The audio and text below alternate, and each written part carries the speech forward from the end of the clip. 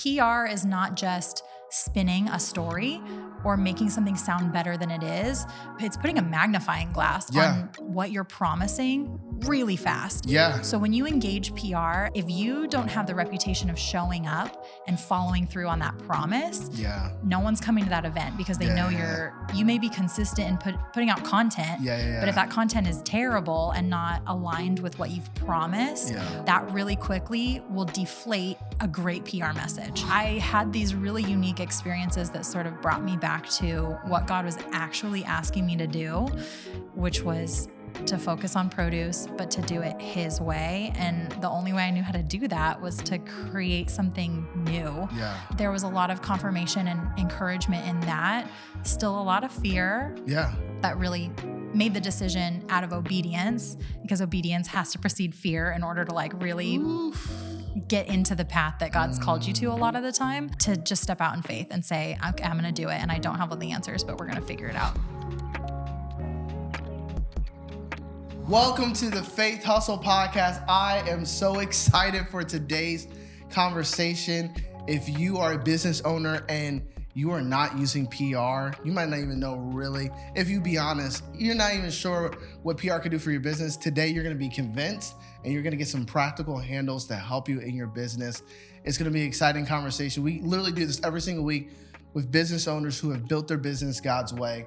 So I am so excited for all that's going to come out of this episode. Want to give a huge shout out to Lux Creative in McKinney, Texas here, this beautiful studio that they've allowed us to use their space.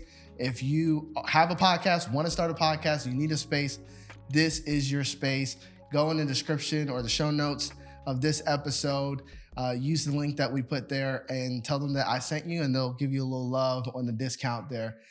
Thank you again, Lux Creative, for all that you do for Faithustle. Today's guest, literally, she's not just she's an incredible business owner. She has grown tremendously fast and literally is a powerhouse in the PR world.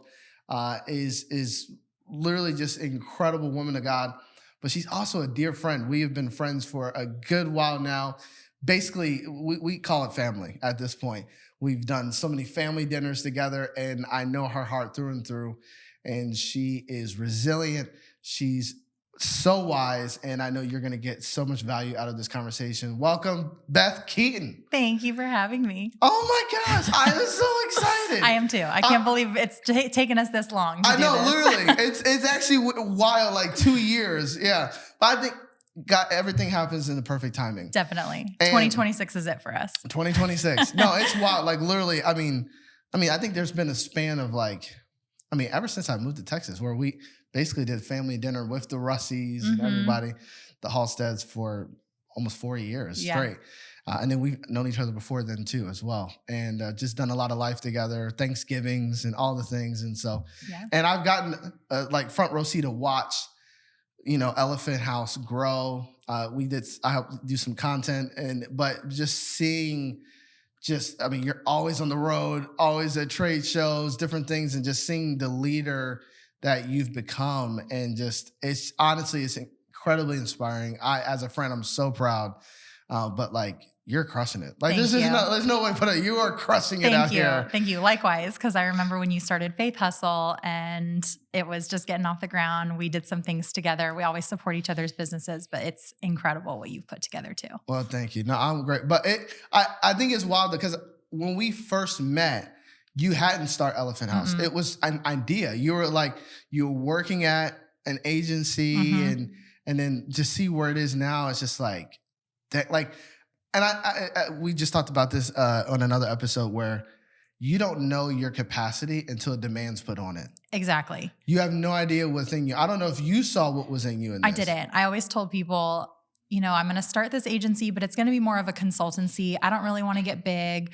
Maybe me and an assistant, but I don't really want to go beyond just me. Yeah. And now I've got a full team and we're growing, and it's totally a depiction of when God's hand is on something, you don't get to control the growth. Yeah.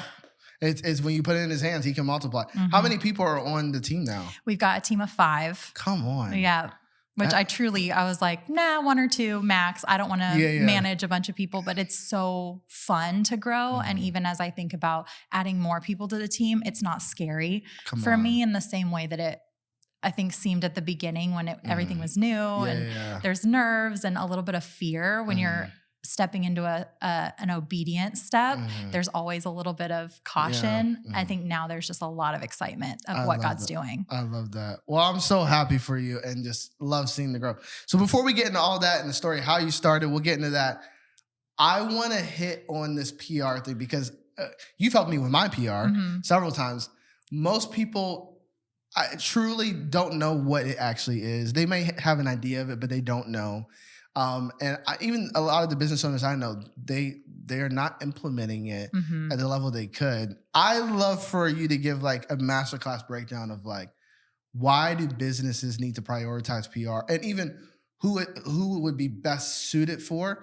But like, if you had to give a pitch to someone like, no, like you need to really think seriously about this, what would you say to them? Yeah, I know that a lot of us sort of get the concept of PR or publicity or reputation management, but the tactics and why you need it and when it actually starts is really foreign, I think, to a lot of people. Yeah. It's definitely a leg of marketing, but PR is earned. I like to sort of break it down into 2 sections. There's the marketing that's paid for. You create an ad, you create social content, you put up a website, you pay for all of that to get your message out there. PR is relationship based. It is earned. It's trust that's built with the people who are going to engage with your business. And it's one of the most powerful things you can do for your business because it is earned. It's not something, it's a long game. It's not something that you just put out into the world and get immediate ROI on. And so I think that's why we struggle sometimes, especially as business owners. We like immediate results and we want the ROI, right? Absolutely. Like we're going to put money towards something that's going to give us immediate feedback. Yeah. And what was the engagement on that social post? How many people went to my website? PR sometimes takes years to build a true reputation that you're going to see the ROI on your business. So that's sort of the general breakdown. And then I would say that for a Christian leader, especially, there are so many parallels that I think once you kind of think in this perspective, it becomes really easy to see what PR actually is and how it can be for your business.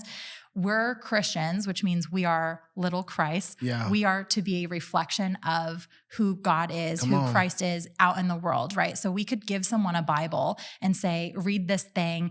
This is everything you're going to need to know to have a relationship with God, but how much more impactful is it to live our life in a way that reflects Christ? Like that is how we connect with people the most and how they see what it actually looks like to live with the Lord. And the character of Jesus, a lot of the time, is reflected best in his people. And the same goes for PR.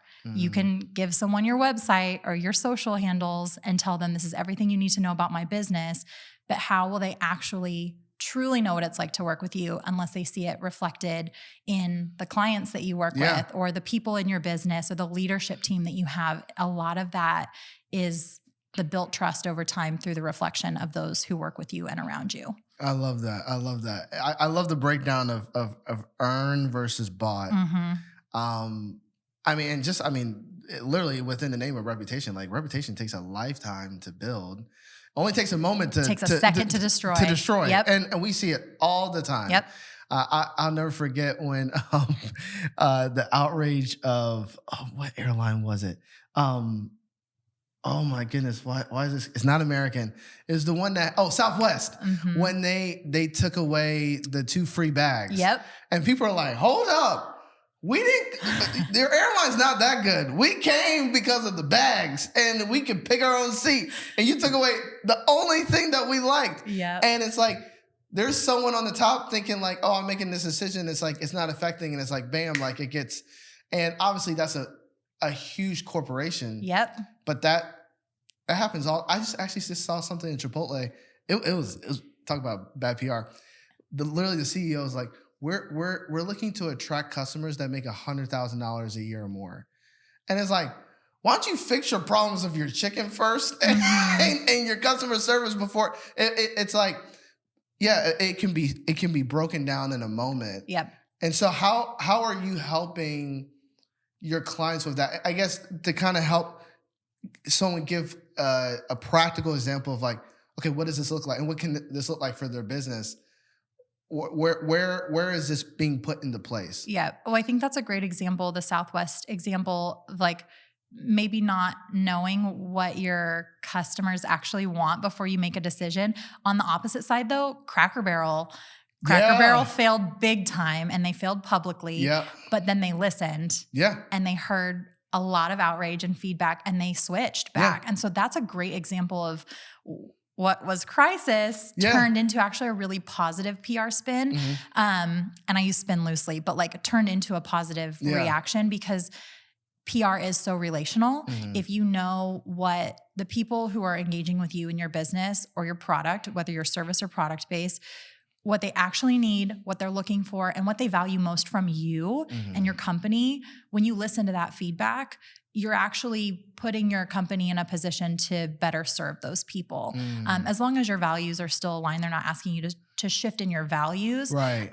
But I think that's where I would encourage any company that I'm working with is the foundation has to be there before you really engage PR. So when you think about who's ready for PR, like if you don't know what your values are, what you bring to the table, how you're unique, how you're going to serve people who you're serving, like Chipotle asking for customers who are making $100,000 or more, like is that because of a business goal of theirs or because they know who they're actually serving foundationally? Right. Those are the questions I would ask a client first before giving them any advice on what direction to take with PR. Because if you don't have that, you are not ready to be public facing or you're going to get people who are frustrated with you because you're inconsistent. And especially in this day and age. Like, I mean, people, they are not shy. And I see people the are going to tell you. No, they will tell you what they think. That's right. But I think, like you said, even more, there's that old phrase of like, if you live for their praise, you'll die by their criticism. 1,000%. And so I could see people shying away of like, oh, no, I don't want that. But it's like, no, like we don't live for it. Right. But it's important, but we have to know, like you said, the foundation of who we are. Yep. Do you know your mission? Do you know, and do you hold fast to it? Or is it just like words on a wall? Yep. Yeah. Or on a website. And there's so many companies I would say, so what's your vision? And like, they have to look it up on their website. And I'm like, what is our vision? It's like, well, then you're not ready, right. But like you said, if you're clear on your values of who you are, then I think that's brilliant. One of the hardest things about being a Christian entrepreneur is doing it alone. It's hard for us to find the right community. You either have your church community or your business community, but rarely do those things mix. And the future of your business is solely tied to the relationships that you surround yourself with. That's why we created the Faithustle Network.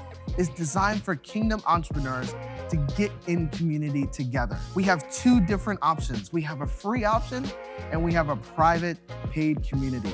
And each of these communities is designed to get you in the right spaces with the right conversations so that you can build your business God's way. We do weekly calls with 7, 8-figure kingdom business owners teaching about marketing and branding and sales and systems so that you can build your business on the right foundation. We do Bible studies and prayer meetings to support one another and encourage each other's journey. Not to mention, you get access to our monthly events that we do here in the Dallas area and soon in other cities. You don't have to be isolated as a Christian entrepreneur. The community you've been looking for is only a click away. We can't wait to see you get in community and build business God's way together. What would you encourage someone in the first step? So let's say they're clear on that. They feel like they have a solid foundation of a company, of who they are. They're ready to be more public facing. What's kind of their next step to kind of get some of that earned? And obviously it's gonna be a long game, but what's some of the first steps you would encourage? Yeah, there's several tactical things when it comes to public relations. And essentially your PR is your outward facing communications and relationships. So I think at the absolute first level is, how are you showing up in public? Are you going to events or places where you're engaging the very people that you're trying to connect with for your business? That is your first sort of step in PR. Before you ever have to spend any money, like for me in my business, it was getting involved in certain organizations or going to certain events where I could just connect with people who might be a potential client for me.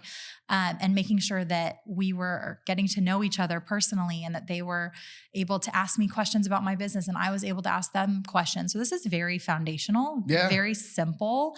And I think we forget that that's actually a layer of PR. We think that's just networking, but that is PR. You're connecting with people and letting them see who you are, because the company starts with you if you're the leader. Absolutely. And then tactically, there are more layered approaches like writing press releases, writing pitches to your local media and influencers who might engage with you depending on what you sell or what you're doing.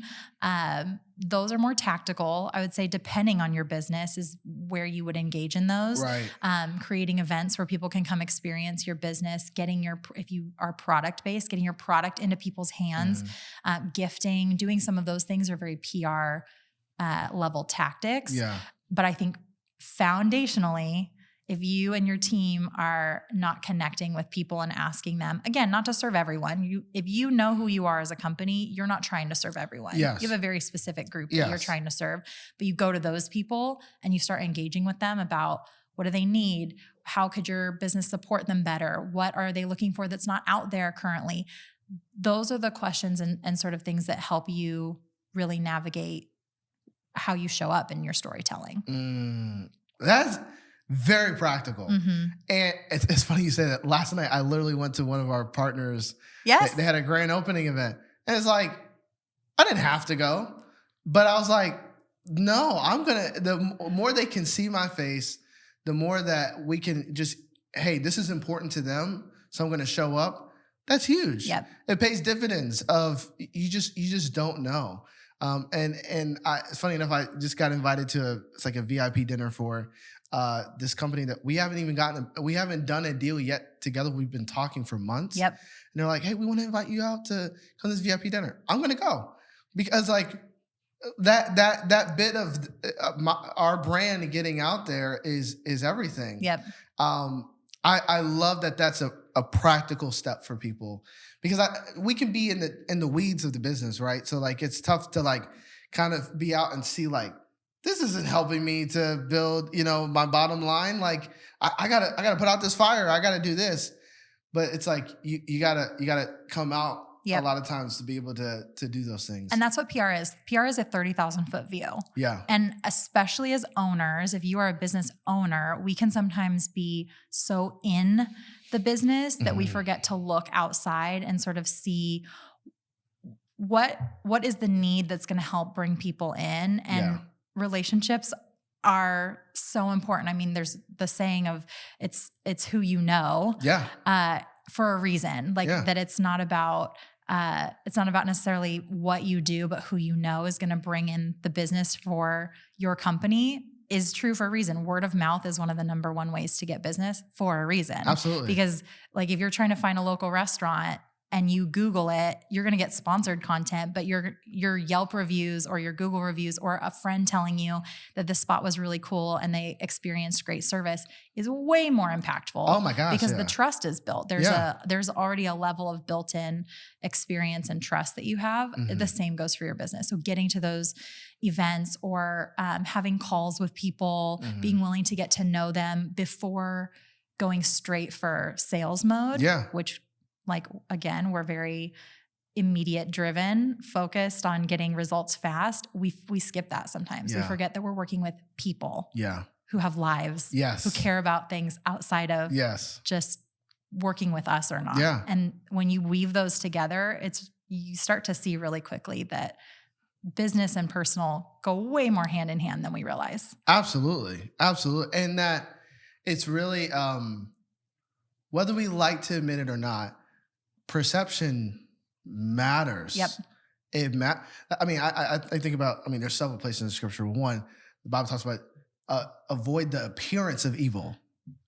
Like, you don't even have to be doing something that's evil, but the appearance of it, it's like, no, like we both went to the same church for a long time. And I've been in churches where if you're on staff or if you're on a certain position, they'll have you sign something and say, hey, we don't want you to drink publicly. Yep. Or we don't want You're not posting certain pictures. Yep. You're not showing up in a way that could bring any sort of potential risk to your mission and your testimony.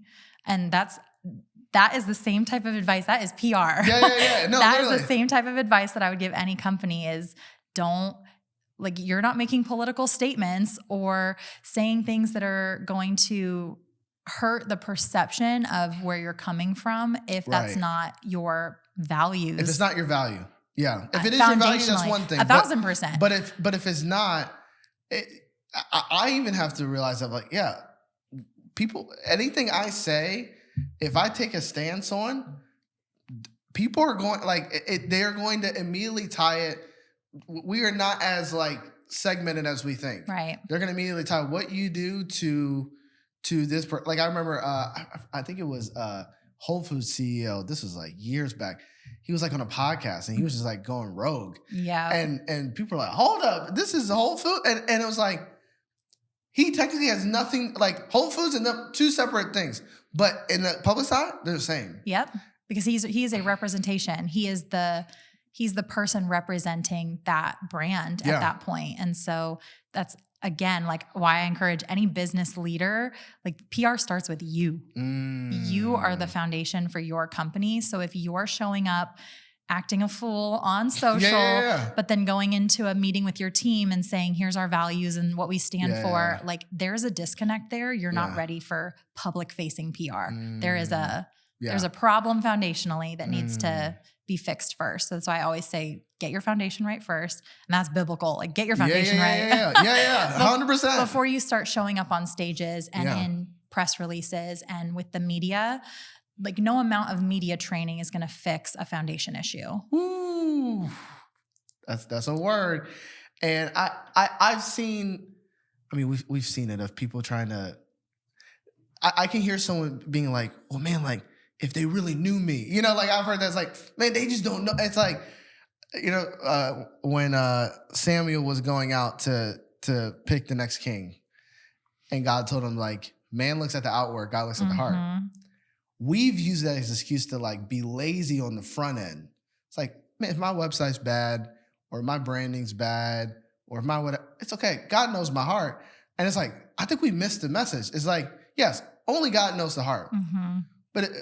But he's alluding to people don't know your heart. Right. They only see what's on the outside. Yep. So if you want them to see your heart or even get close enough where they can see your heart, the outside's got to look good, or at least there has to be a perception that reflects your heart. Yeah.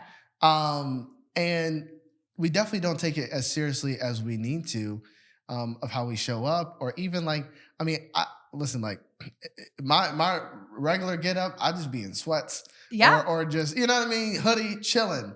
But I even had to learn, okay, when I'm doing the show or if I'm going to how I dress matters. Yeah. Or how I talk about what I do matters. And the language I use matters, all these different things. And I've learned a lot from you in that of how you do. And so I'd love to, and I don't know how much you can share, but I'd love to give someone a practical, real case scenario of how PR was able to help a client that you've worked with, just so they can get an idea of all right, because I want people to walk away from this all right, I'm gonna take this seriously. I'm either gonna invest in this myself for me to work on it, or I'm hiring someone like you, to help me with mine. Yep.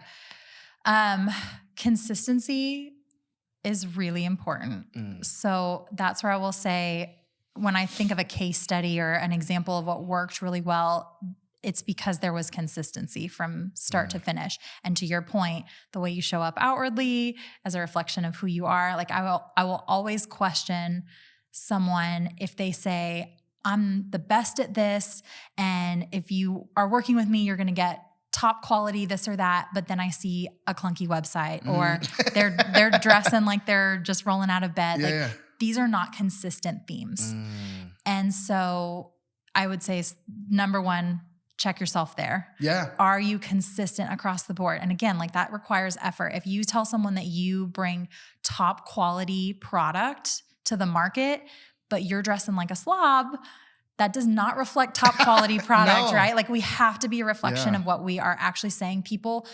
People see consistency as a builder for trust. If you are inconsistent, you're losing trust immediately. Yeah. From a case study standpoint, so I work in fresh produce only. All my clients are fruits and vegetables, which is extremely niche and different. But I'm a service based, so I support those brands in making sure that they are communicating to the public effectively. One brand example who's really been with me for the longest, we're at, I think, year 13 now together, is a date company. They grow fresh dates. But when we started, it was, we don't know how to communicate who we are or what we do in a way that's going to get new people to try the product. And so we started very foundationally. Okay, let's get our messaging right. Who are the farmers? What do they believe in? What are the values? And why is this product good? So that's where I would start with anyone. And then we worked into more strategic things like getting in front of new shoppers and letting them try the product. Like tasting is everything. If they don't know what it tastes like, why are they ever going to buy it? Right. So showing up to events, to grocery stores, to sample, giving free packs of dates away in like fun, unique ways. And then writing press releases or writing fun social content. Like the writing part is a huge element in your PR, making sure that message is consistent. So thinking about how do we want to show up in the way that we're writing about our company, that's a PR angle. That's not just social content or website content. Like PR is a reflection in all of those. But I will say it took about 10 years to really feel like we moved the needle in consumption because dates didn't become quote unquote cool until a few years ago. And they started popping off on social and more date brands have shown up. And that's a reflection of a lot of work. That's a really niche example, again, because no one was eating dates. 15 years ago, it was only people 65 and older. But practically for a company that is, you know, a creative company or making CPG brand products, starting with what is the message, who are we, and then beginning to show up consistently and applying some of those more practical PR tactics is a long game. Consistency wise. That is, man, that's brilliant. It's funny you said that, because dates were definitely, I remember as a kid, people were like, oh, you got to get your dates in or adding dates and stuff. And now like a lot of my like protein bars or different things like that, it's made with dates. Everyone's using dates now. I know. It's like, because it took a long time to build trust that this wasn't just a weird thing that old people eat to stay more regular. Like that was the message for a really long time. So we had to, building perception takes a long time. And so that's why I think, especially the larger you are as a company and a brand, you're at an advantage if you're a one-person show right now. I will say that. If it's just you're at a great advantage because you are a reflection of the work that you're doing and you can control you. If you have a massive company, a lot of work has to be done to make sure your whole team is on the same page. Everyone understands the vision. The culture is consistent. The product is consistent. Your innovation speaks to the storytelling you've been telling up to this point about who you are and what you do. So larger companies, it takes a lot longer, I think, to build that trust. So if you are a small business owner, start now because you have a really great advantage to start the reputation building early. That is so, there's so many different places I want to go with that. What I love what you said is, one, I mean, I was thinking of like matcha, of like, I was not drinking matcha a year ago at all, but somebody back there was handling the reputation of matcha. Now everyone is forced to drink matcha, like everybody. And it's fascinating how a trend can influence so many different industries. And I think this is actually an encouragement to a lot of people of like, you may be something that feels small or niche. It might not be because it's bad. You just might be early. Like, and if you just stay like even with Faithustle of like, had we done events the first year, I don't know if it would have been successful. we had to be consistent in message for a whole year. Yep. And have the same message. I have not changed the mission statement at all. Mm-hmm. The vision hasn't changed. The culture hasn't changed. I wrote it down. I spent time. I prayed on it. The pillars which chief hasn't changed. And so when we were like, hey, we're going to gather people, we're gathering people around something that we've been consistently saying since 2024. And it's like, I don't think we would have hit the ground running if we would have started with that. We had to have something language that was gathering people around. Yep. But really it's the consistency. So it's like, I'm building now this consistent reputation of, hey, we talk about doing business God's way. If you want to learn how to do business God's way, hey, this is the place to be. This is the place to get your information. This is the community. It's like, sometimes it's just like, it just takes time. It's like, if obviously there's certain things maybe you can do better, whatever, but sometimes it might not be that. Like I said, sometimes it's just, you just got to have more consistency over time. And I hope that's encouraging for somebody. Yeah. Well, and the follow through of that consistency is really important too, because you could consistently be saying this is our mission and our vision, but if you were getting guests who weren't providing the level of value and expertise that you were promising, that's a great way to destroy reputation really fast. So that's one thing too, is like PR is not just spinning a story or making something sound better than it is.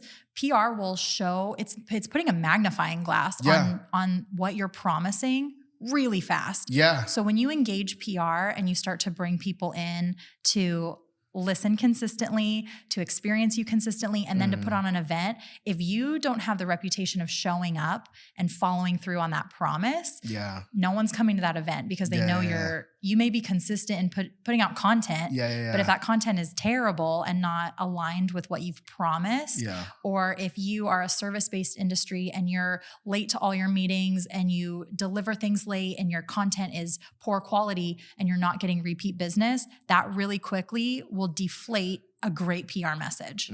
So that follow through is really important too. It does take a long time, but it's because your consistency in showing up at the level you've promised is just as important. This is so much game. This is so much game. It's so good. And I learned from my first business mentor, Dan Cobb, who runs a phenomenal agency. He's done work with Whole Foods, Chick-fil-A, actually a lot of QSR. Yeah. Papa John's. And one of the things he used to tell me is like, a brand is just a promise fulfilled. Yep. Over time. It's not a logo. It's not color mock-ups, visuals. And those are important. They're important for like remembering visually.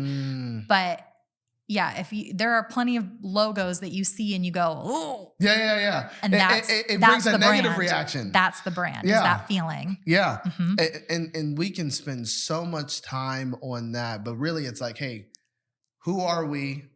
What do we deliver? What's the problem we're solving? Yep. How do we want to be remembered? And like you said, the follow through of it, like we are building a reputation now, whether we think it or not. Yep. Positively or negatively. And if it's negative, hey, guess what? Like you said, right now as maybe a solo business owner or someone who's just, you have an opportunity now to work on it. Yep. You have opportunity. Like I got some great feedback recently from our tour, from our speakers of like, hey, this was great, but I would change this or maybe do this. And I was like, thank you. Yeah. Thank you for telling me. Because like, I want our reputation to be great. I want our name to be good. So I'm like, all right. When you need that because they're consumers. They're consumers of Faith Hustle, even though they're speaking or they're engaging at maybe a different level than just anyone who's listening to the podcast. But that is so valuable. Oh my goodness. Yeah. Because they are a consumer of your product. Oh too. Yeah. It was so, and I'm like, I mean, if for anybody, like, we have 5 pillars for Faith Hustle. And one of them is humility. And it's like, have a posture of like, take the feedback in. You ain't all that in a bag of chips. And like I heard good communication is the sign of communication or impactful communication. It's not what you say. It's how somebody received what you said. Mm-hmm. You know, it has less to do about the words you're saying. Yep.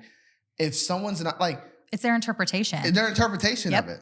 And it's like, you could say all the right words, but if it didn't get perceived well, it's like, well, all right, then maybe I got to do a better job at how I communicate it. Yep. I remember when I first started in business, everyone was like, how's your photography business doing? I'm like, brother, I haven't done photography in so long. But I was like, you know what? That's my fault. Somehow in my reputation, in my branding, I'm telling people I'm a photographer or I just do this. And I'm like, no, guys, I do. It's like, okay. So I had to consistently tell people, hey, this is what I do. When I started Faith Hustle, and honestly, it was the Lord that did this. He was like, hey, I don't want you to like publicly advertise your video production company anymore. And I'm like, God, why? But now I realize, oh, he had to change my reputation. Yep. So now people are like, do you still do video? I'm like, yeah. It's like, I would have never known. It's like, yeah, because all you know me for is Faith Hustle. That was a strategic decision from the Lord of like, nah, I want, when people think of you, we're like squirrels. Yep. You think of, like when I think of Beth, I think of PR, I think of produce, I think of fruits and vegetables. Yep. You know? Like, good, it's working. Yeah, it's working. I think of color, I think of like, that's what I think. And it's like, who when someone thinks of you, what's the first thing on their mind? And if you don't like that, then you have some work to do to consistently follow through on what you want them to remember. Yeah. And asking for that feedback is always important too. I think sometimes we shy away. We think like our personal brand needs to look a certain way. And if we just keep pushing it, it will be received that way. But to your point, asking for feedback after your events or asking people who know you really well, like, what is your perception of this brand that I've created? And asking strangers that too. What is your perception of this brand that I've created? That feedback is so valuable. And that's something that we try to do all the time as a public relations effort. Again, public and relations. It's all about relating to the people who are engaging with you. That feedback matters. And so if you are a prideful person that does not like to receive criticism in any capacity, like you have to be willing to kind of set that aside to grow. You're not going to grow if you don't get that feedback. It's such a gift. This is a whole masterclass. I love it. Okay. I want to honor the time that we have. I want to get into now a bit of your journey. Because again, when we first met, you were doing this for companies, for agencies, but you felt this push to take the leap. I would love for you to walk through that season of your life and your journey, because it's scary when you have the golden handcuffs, or like, you know, you can work at any job, you know what I mean? Like, and the type of person you are, you do excellence in anything you do. So anybody would want to hire you, but like taking that leap for yourself, like just walk me through that process and how the Lord led you into it. Yeah. I learned the trade through my agency experience. Like the agencies that I was at taught me how to do PR well. And so that was extremely valuable in the 10 years that I was in the agency world. And as I grew in my knowledge and understanding of the work that I was doing, I think where the tug was from the Lord was needing to do it in a way that was more effective and valuable to actually accomplish the mission that I felt like he had called me to. I knew that produce was a space that I wanted to be in because it was so mission driven. I want more people to eat fruits and vegetables. Creating a healthier world that's a huge mission. It's huge. And I was really lucky to work at agencies that specialized in produce. So I felt like I was there, like, okay, God, I'm on mission for you. I'm working in this very niched area that you've asked me to work in that feels very bizarre and interesting at the same time, but I'm doing it. And yet I felt this massive gap of being able to actually serve people in the way that I knew I needed to, because there's just red tape when you're working for different companies. It's like, depending on who's paying what client-wise, that's how much time you can give to them. And so I didn't feel like I could actually be effective in what I knew that relational aspect needed to be. Right. So I actually moved into ministry and I started working at a Christian private school and felt like, okay, God, if I can't do it in this vocation, like I'll do it in ministry, and I'll just be like all in on like working unto the Lord and still doing communications. But then I was feeling this massive gap of, but I'm not, I don't feel like I'm in my calling anymore. Yeah. I'm like working unto the Lord, but I wasn't in produce. Yeah. So I had these really unique experiences that sort of brought me back to what God was actually asking me to do, which was to focus on produce, but to do it his way. And the only way I knew how to do that was to create something new because I couldn't find it anywhere else. And I was really lucky that he put people in my path, clients who had known me, worked with me, and that I had built a reputation with in the industry, who basically said, if you do this on your own, like, we'll work with you. Wow. So there was a lot of confirmation and encouragement in that. Still a lot of fear. Yeah. Because like, how am I going to do this thing? I've never done this before. I'd only ever seen it done. But really made the decision out of obedience, because obedience has to precede fear in order to like really get into the path that God's called you to a lot of the time, to just step out in faith and say, I'm going to do it. And I don't have all the answers, but we're going to figure it out, because like I have to have faith in it. Yeah. If God's calling me to do it, I'm going to do it. Hold up. I'm sorry. I'm stuck at obedience must precede fear. Yeah. I don't think I've ever heard that line before. You're absolutely right. It's like the longer I've been doing this, fear never goes away. No. It never goes. The emotion of fear. Now, we're not ruled by the spirit of fear, but it's more so another spirit comes on you of courage. Yes. As you go. Yes. And a step of obedience can oftentimes squash the very fear that's trying to get in your way, because like fear is not from the Lord. Yeah. And so it's trying to hold you back from the calling that God has on your life. If you take one step of obedience, a lot of the time, like that fear starts to lessen. Yeah. Because you start to see like God's spirit is on the obedience that you're stepping into. Yeah. And so that was something that I learned really early on too, is like, I don't have all the answers, God, but if you're asking me to take one step, I'm going to do it. And then you realize, okay, like that first step wasn't as hard as this 10-year plan that I maybe dreamed in my head that was really scary. And that like the enemy was trying to tell me, you can't do, you shouldn't do. That's not the gift that God gave you. Like just all the lies that come. One step tends to diminish the bigger fears, because you realize that like faith outweighs every time. Yeah.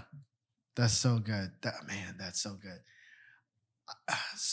There's so many directions I want to go into that, but I think that's super encouraging, because again, like I get to see what you're walking into. I remember just hearing the story. Man, God opened a door. We got a new client. And all these clients are coming. I don't even know how many clients you have now. Like a lot. And building the team out, and just how you scaled, and you got business coaches and all different stuff.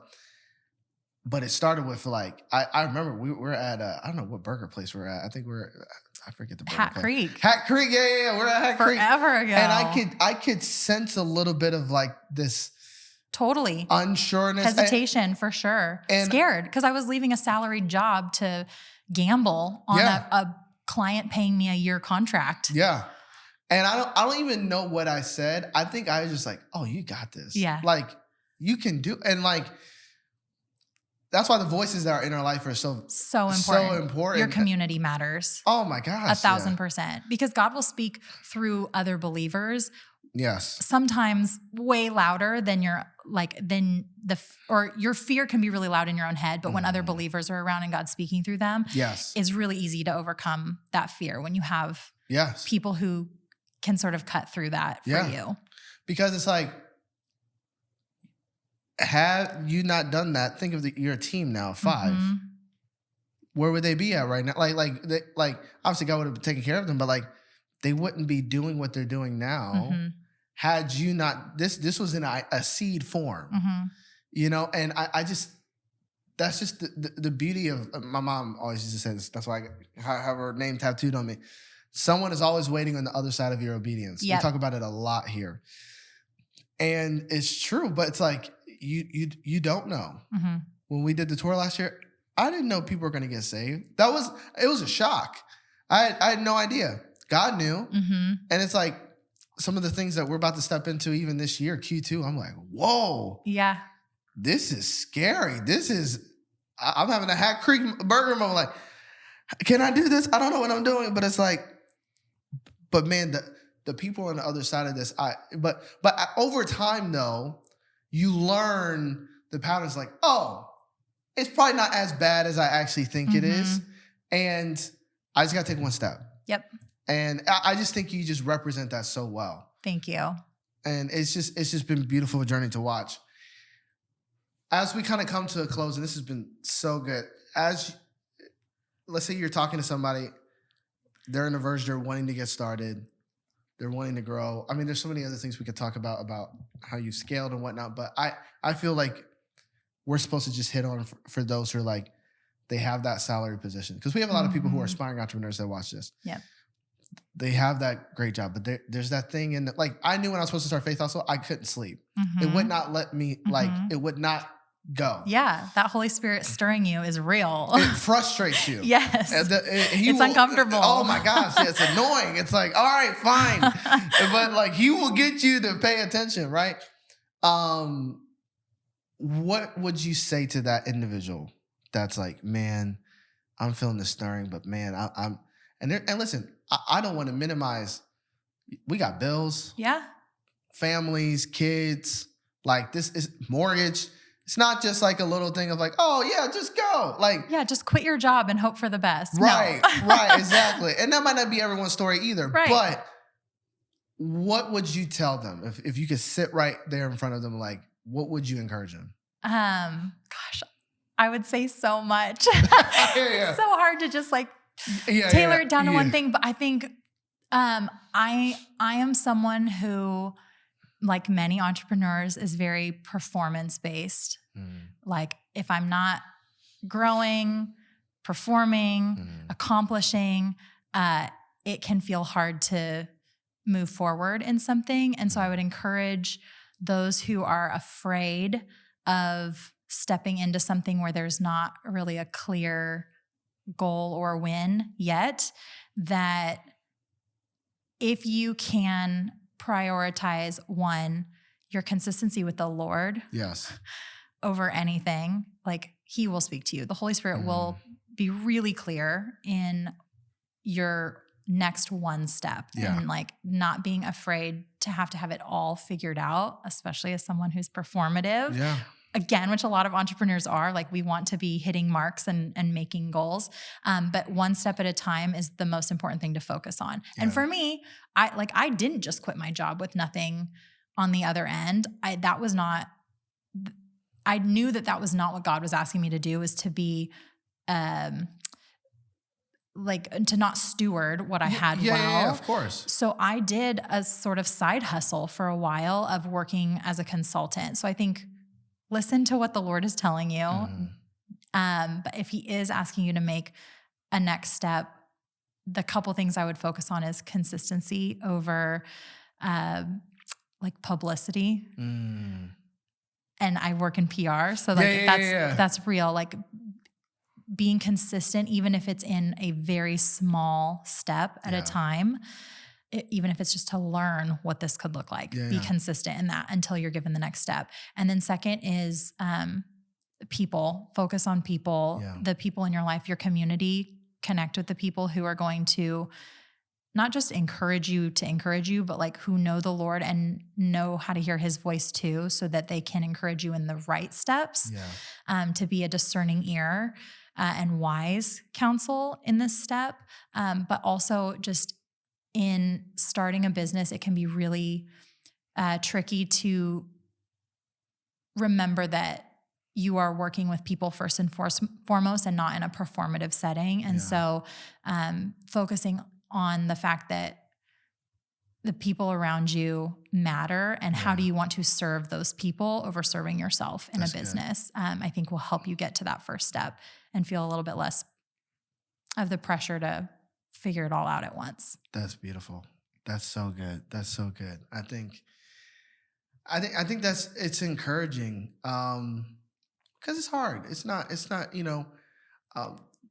the thing I love about entrepreneurs is that there's this essence of courage that they carry. And it's others are the beneficiaries of a risk that they'll never see.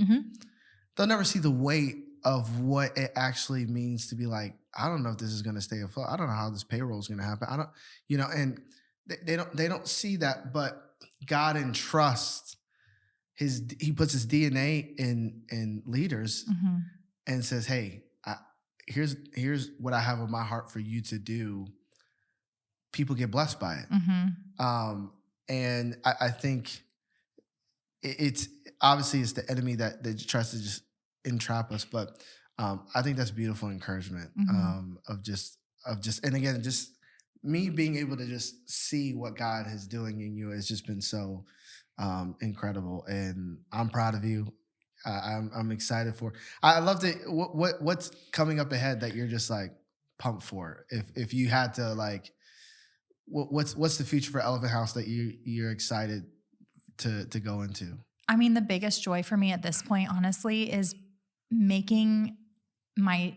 elevating my team into a position where they're getting to experience a lot of the things that I got to experience in my first several years in this industry, which I think is different than what I expected to say. We're going to be 5 this year. Jeez. And I think the first thing that you hear a lot of business owners say is like, this is the dollar goal. We're going to hit this dollar goal. We're going to make more sales than ever. We're growing our team more than ever. And for me at this point, when my team is positioned to try new things, experience new opportunities, attend new events, we grow. Yeah. Because they are learning, engaging with people, showing their God-given talents and gifts in a way that reflects so beautifully on the company that I've, really built to reflect who God is in our actions. Yeah. That is my biggest joy and gift, I think, is we're growing when my people are growing and showing up. I love that. Which, I mean, that's the essence of what Jesus displayed of like, he had 12 and then he had a close 3, and he spent the most time with those people to put the DNA of himself in that to grow, to grow everything else is in that multiplication. And y'all have fun. Like y'all be out here doing trips. Y'all are going to date farms and all this different stuff. And like New York and just like having I'm like, man, how can I get well, that's part of the culture. I want to work for you. Yeah. That's the culture though. That's the people culture. That's why it's so important that like that DNA, the things that I stand for and the values that I bring and the things that God has entrusted me with to bring to my company, like my faith is not a marketing tactic. It's not something that I put on my website as like, we're a faith-based company or like we lead by example through our belief system.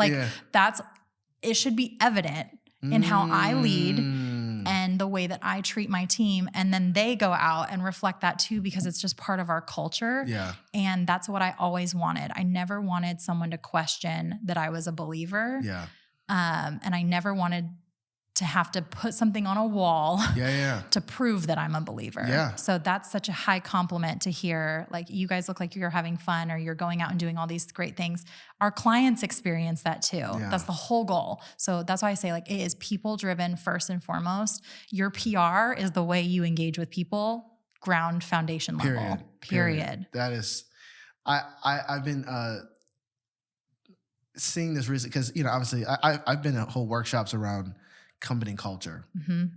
And obviously the importance of company culture, all those different things. And the more I sit with it, I'm like, man, company culture is not the words you put on. It is who you are and the DNA, because that's the thing that actually gets expressed. And you really can know the culture if you ask your people. Yes. Because they'll tell you, oh, that might be on the words, but no. Here's the culture here. We're cutthroat or we're this, we're that. Yeah. But it's like, again, everything I am seeing firsthand, man, fun, there's engaging. Hey, yeah, we're serious about our work, but man, like we love our clients. Yeah. We go above and beyond.